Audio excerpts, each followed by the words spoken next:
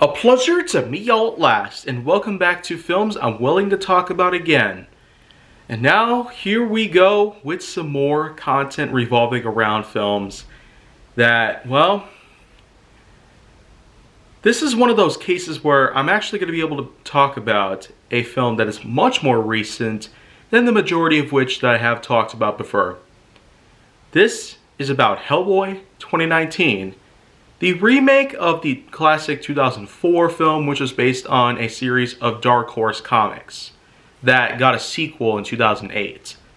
But this particular reboot to this little franchise was meant to act a bit like a precursor to what would eventually start a supposed cinematic universe that would be very much like what the legendary MonsterVerse, DCEU, MCU, and well, there's many other examples that seem to exist nowadays where we are going to be having ourselves some cinematic universes or film series that are going to be long running and potentially successful as time goes on. So it does seem like that the MCU is outgunned by this point.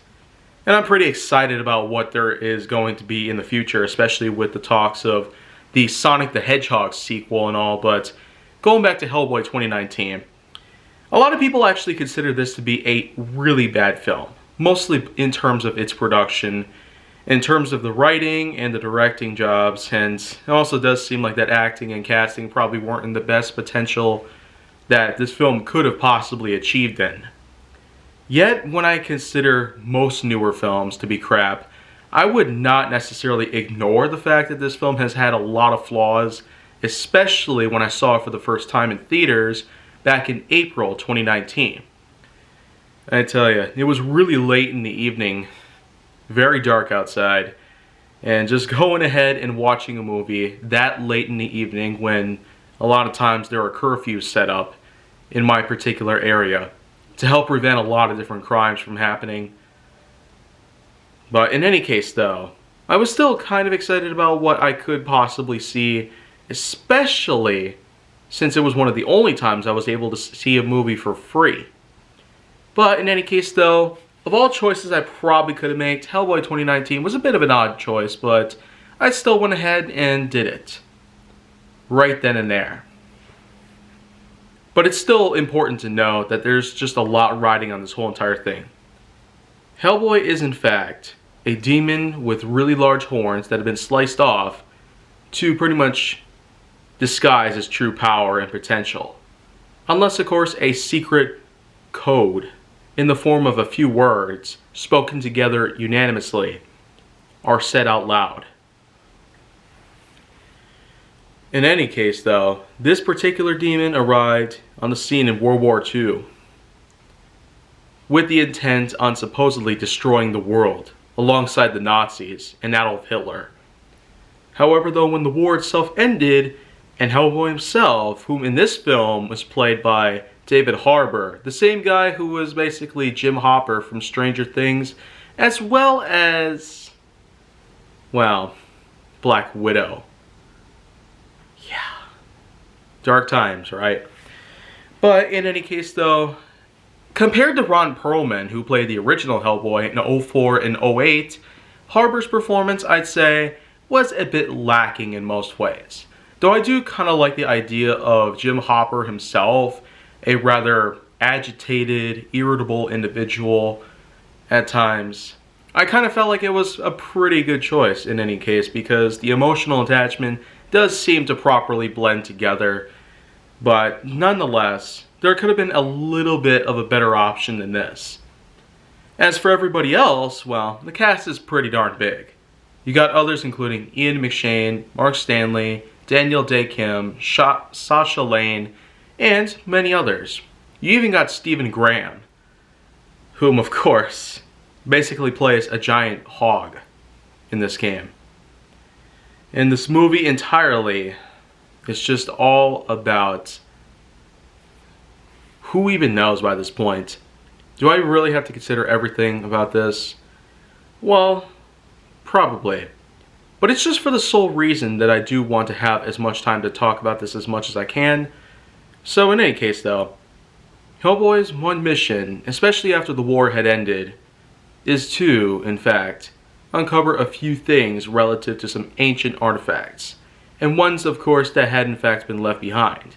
So after visiting around certain parts of the world, and heading off to certain undisclosed locations, lots of things begin to happen. With the sort of vigilante-like stellar performances that we would be able to see, especially in one scene that involves Hellboy fighting 3 giants, set to Muse. I tell you, that's probably one of the better known moments of the entire film that I will certainly not erase from my mind, because it is just incredible just to see this kind of action take place. And it's great stuff, but does it really begin to overshadow any of the other parts of the negative feedback? Maybe not entirely. Eventually though, we do get to see much more things happen here. Like the scene with Baba Yaga. And it only gets weirder from there. A bit of a confusing twist and turn. Later on, we do get to have ourselves the final showdown take place between this giant hog and Hellboy himself, along with some additional help from Sasha Lane and Daniel Day Kim's character, which of course does in fact include a guy transforming into a giant jaguar. I mean, who would have thought? With the unique array of characters that are involved in the Hellboy franchise, you would probably assume that a lot of them, including the Ichthyosapien, would have probably been a part of it.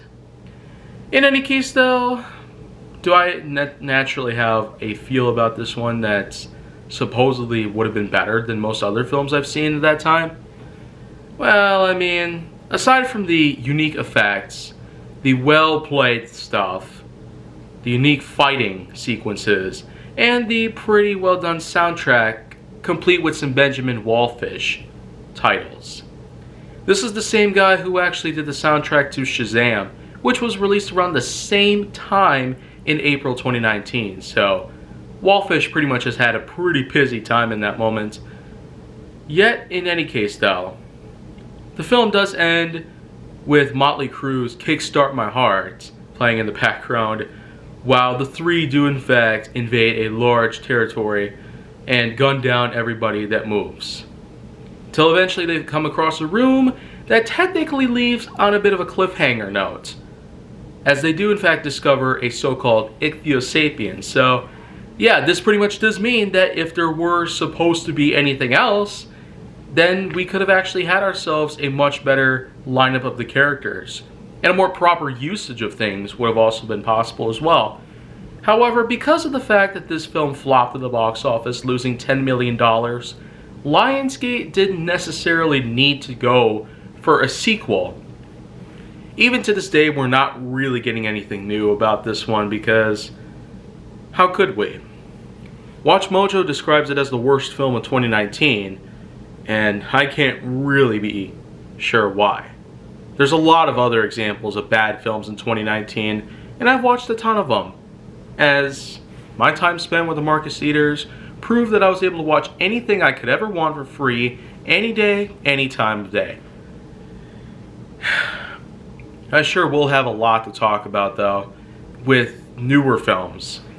But because I'm not really feeling it, this is probably one of the only examples of newer films that I probably will talk about again, as I have talked about different things out here, not necessarily on YouTube, but on other social media, including my Twitter and Instagram.